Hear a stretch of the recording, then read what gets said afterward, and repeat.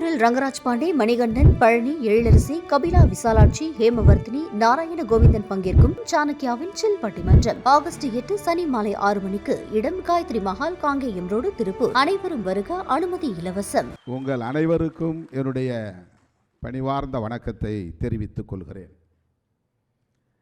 விரைந்து விமானம் பிடிக்க வேண்டும் என்கிற ஒரு நெருக்கடியால் சற்று முன்னதாகவே பேச வேண்டும் என்று அனுமதி பெற்று உங்கள் முன்னால் நிற்கிறேன். இடையிலே விடைபெறுவதற்காக பொறுத்தருள வேண்டுகிறேன். 80களின் இறுதி காலத்தில் அவரை நான் அறிவேன். அண்ணன் அவர்களை சந்திக்கிற வாய்ப்பை பெற்றவன், சட்டக்கல்லூரி மாணவனாக. 80களில் அரசியலுக்கு வர துடித்த இளைஞர்களின் கனவு நாயகன் யார் என்றால் அண்ணன் வைகோ அவர்கள்தான். ஆற்றல் வாய்ந்த தலைவர்கள் இருந்தாலும், ஆற்றல் வாய்ந்த பேச்சாளர்கள் பலர் இருந்தாலும், தொடர்ந்து 40 ஆண்டுகளுக்கு மேலாக, ஏன் அரை நூற்றாண்டு காலமாக இந்த அரசியல் அரங்கில் நிகரற்ற ஒரு பேச்சாளர் என்றால் அண்ணன் வைகோ அவர்கள்தான். அவருடைய 40வது அகவையில் எப்படிப்பட்ட வீரியத்தையும் வீச்சையும் கொண்டிருந்தாரோ, அதே வீரியமும் வீச்சும் 82வது வயதிலும் அவரிடத்தில் இருப்பதை நாம் பார்க்கிறோம். தனது பேச்சாற்றலால் தமிழகத்தை மட்டுமல்ல, இந்திய அரசியல் அரங்கையே தன் பக்கம் ஈர்த்த பெருமைக்குரியவர் அண்ணன் வைகோ அவர்கள். முதுபெரும் தலைவர் ஃபரூக் அப்துல்லா அவர்கள், நீங்கள் தமிழ்நாட்டுக்கு மட்டுமல்ல ஒட்டுமொத்த தேசத்திற்கே தலைவர் என்று இப்போது சொன்னார். அதை நான் வழிமொழிகிறேன்.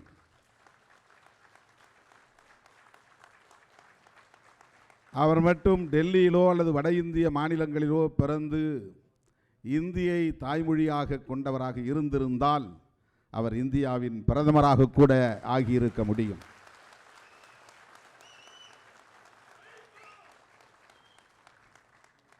அந்த அளவுக்கான ஆளுமை திறன், பேச்சு திறன் அவருக்கு உண்டு. எளிதில் தனது பேச்சாற்றலால் யாவரையும் வசீகரிக்கக்கூடிய, இழுக்கக்கூடிய, ஈர்த்து போடக்கூடிய ஒரு விசை அவர்.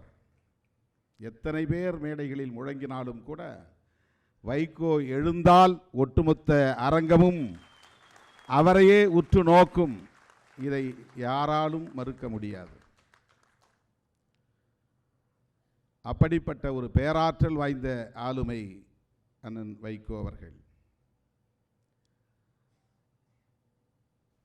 இந்த 40-50 ஆண்டுகளில் நான் மாணவ பருவத்திலிருந்து எத்தனையோ தலைவர்களை சந்தித்திருக்கிறேன். ஆனால் அந்த இளம் பருவத்தில் என்னை ஈர்த்த தலைவர் அண்ணன் வைகோ.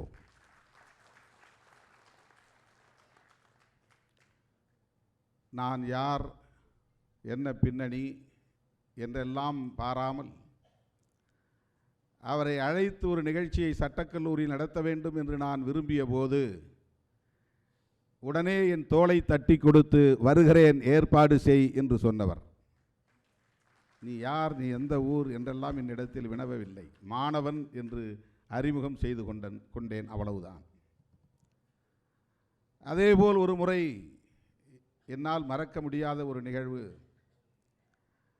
அறிவாலயத்தில் அவர் இருந்தபோது, அவரை சந்திப்பதற்காக நான் சென்றபோது, அன்றைக்கு முத்தமிழறிஞர் கலைஞர் அவர்களை சந்தித்து விட்டு அவர் வெளியே வந்தபோது இந்த நிகழ்ச்சியை பற்றி பேசுவதற்காக அவரை நெருங்கினேன். நெருங்கியதும் அதே போல வாஞ்சையோடு என் தோளை தட்டி அவர் சென்ற அந்த வண்டியிலேயே என்னை அமர வைத்து கொண்டார். அவர் போன இடத்திற்கு என்னை அழைத்து போனார். அவர் சென்ற இடம் கிட்டு அவர்கள் தங்கியிருந்த வீடு. இப்படியெல்லாம் இளைஞர்களை ஊக்கப்படுத்துகிற ஒரு பெருந்தன்மை. அரசியலில் ஆர்வமாக செயல்படக்கூடிய இளைஞர்களை தட்டி கொடுக்கிற பேராளுமை அண்ணன் வைகோ அவர்கள். பல மேடைகளில் இதை நான் சொல்லியிருக்கிறேன் என்றாலும் இந்த மேடையிலும் சொல்ல வேண்டியது என்னுடைய கடமை என்று நான் உணர்கிறேன். நாடாளுமன்றத்தில் வைகோ என்று இந்த ஆங்கில நூலுக்கு பெயர் சூட்டியிருக்கிறார்கள்.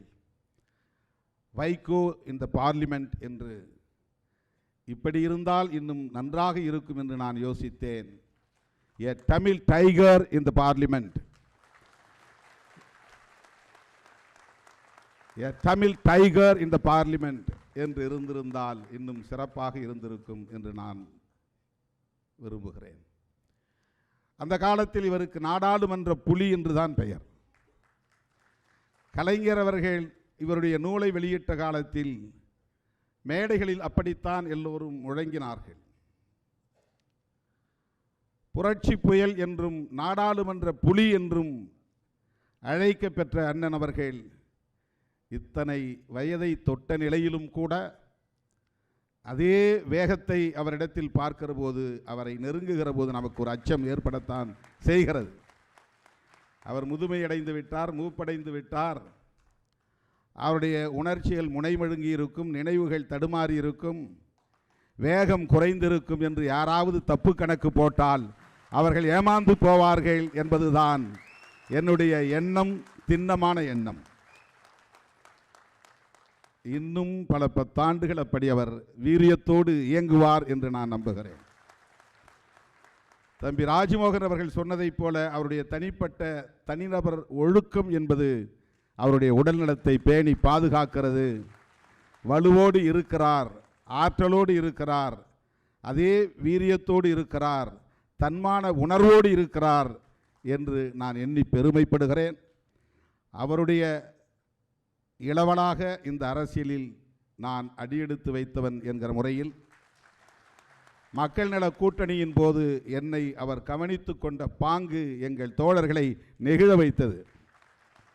என்னை ஒரு சமமான கட்சி தலைவனாக பார்க்காமல், ஒரு கூட்டணி கட்சி தலைவனாக பார்க்காமல், ஒரு உடன்பிறப்பாக கருதி என்னை அவர் தழுவிக்கொண்டது, ஆறத் தழுவிக்கொண்டது. என் உடல்நலத்திற்காக எங்கள் தொண்டர்களோடு அவர் சண்டை போட்டது உட்பட என்றைக்கும் எங்களால் மறக்க இயலாது.